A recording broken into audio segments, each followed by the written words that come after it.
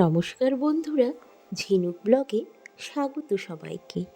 আমার টেবিলে রয়েছে কিছু কমলা লেবু।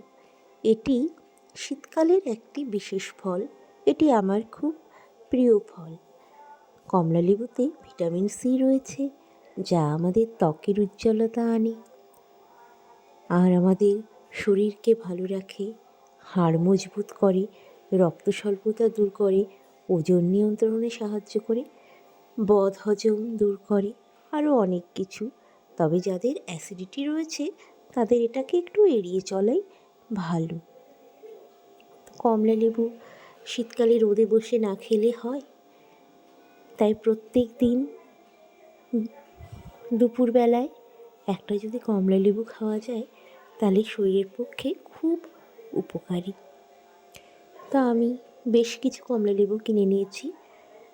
আমাদের এখানে দার্জিলিংয়ের কমলা লেবুটাই বেশি চলে এবং সেটাই বেশি খেতে ভালো লাগে।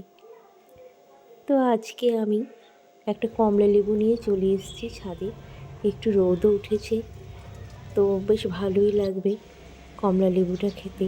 আপনাদের কেমন লাগে জানাবেন। টাটা।